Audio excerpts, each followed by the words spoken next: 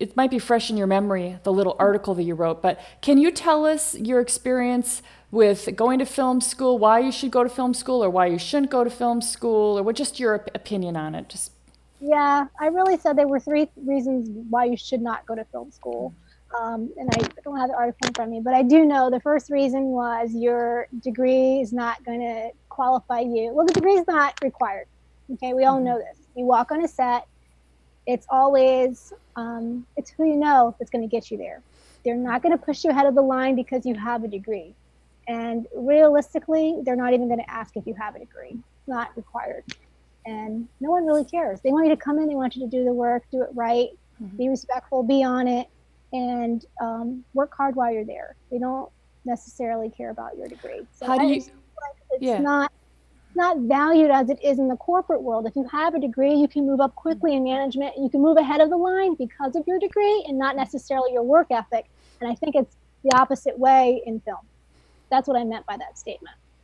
Yeah, that's really good. It is opposite. It's all work ethic, it's all relationships. So Yeah. therefore the degree is just a waste of money and puts you into debt, which is really You're going bad. to spend lots Yeah. of money going to a lot of classes and learning a lot of theory and concepts, and it's great. However, that was my second point was being on film or being on a set, it's a craft job. So your degree and your classroom environment is not going to help you on a real life set. Being on set is going to help you develop and hone the skills that you're going to need to stay on set. You're going to need to move into the other niche departments. And you can't learn that in a classroom. You're just not going to get the same learning experience. You're going to learn, and you're going to understand theory, you're going to understand concepts of equipment. But until you're actually on the set, troubleshooting, like I said, and working within the other departments in that small space and that small amount of time, college is not going to show you that. They're not going to be able to give you that experience. A list is going to give you the real information that you're going to need to get on set and to be successful in your career. It's going to help you build a network right away, and it's going to give you you're going to be ahead of the game when you get on the set coming from A list, whereas you're not going to be ahead of the game coming from a college experience to a set. A list is going to give you the real information. They're going to teach you the etiquette. He's going to teach you who's in what departments.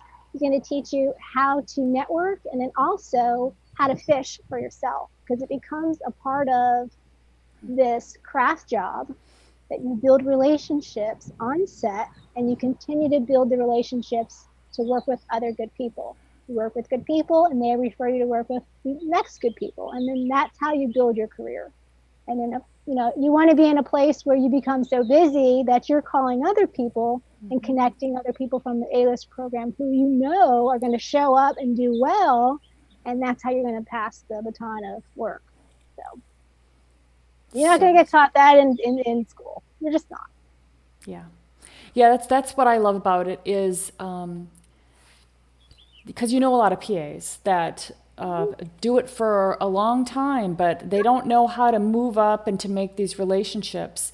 And it just is this, all these conversations that we're having here together, Mm-hmm. just these conversations, just this prayer that we did, just this, it just gives us the confidence so that we're like, well, I can do it.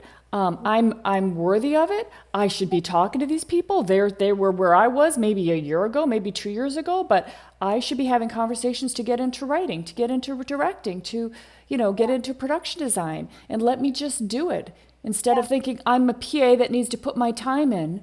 Let's No, just do it. let's do it. And that's really what it is. You're going to get promoted on set. You're going to make the next job on set. That's how it's all happening on set. And like you said, Janet, it's that get it factor. And it's funny when you're on set with another FIFer because you see a PA sitting there on their phone and you're like, "Oh my god, what are they doing? Check the trash. Get the water bottles, let's go. There's things to do while everyone else is working. Why are you just sitting there?" And I've done it before. Erin and I were sitting there like, "Oh my gosh, can you believe this? They definitely do not have the get it factor. Yeah. They haven't been through the A-list program. They don't know what they should be doing. They don't know what they don't know." Yeah. And that's why we can literally say, like, they're not going to get hired back. And the higher you go, um, for me, working directly with the production coordinators, I've been promoted as a production coordinator on sets because I came in early and I was hired as a set PA, and I'll tell you, this is what happened at Steve Harvey. I was hired as a set PA, and the project coordinator, the production coordinator, was coming in from LA to Atlanta, and she was coming in on a red eye into a city that she did not know, and she was coming to downtown, which is where I live.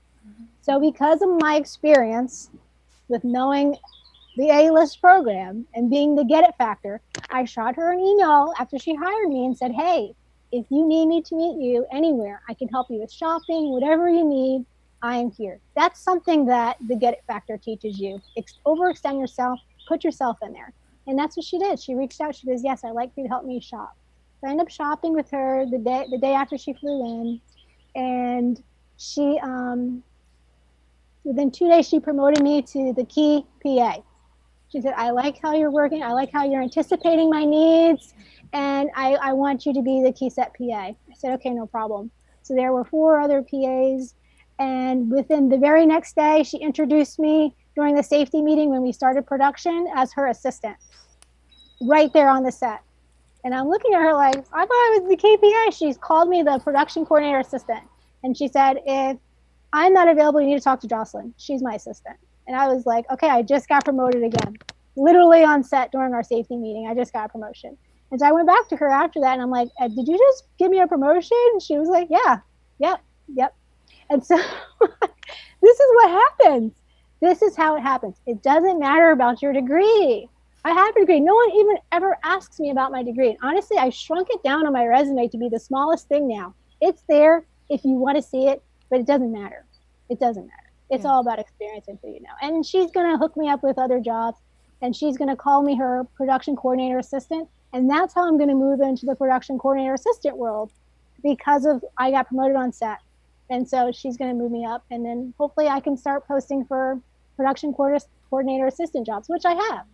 Was that the Steve Harvey job? Yes, it was. That was Steve Harvey. Steve Harvey hopefully will come back for a second season. And when he does, I'll be the production coordinator assistant. All because I reached out in the beginning and made sure I connected with her and I anticipated her needs. And that's how I got promoted working on set.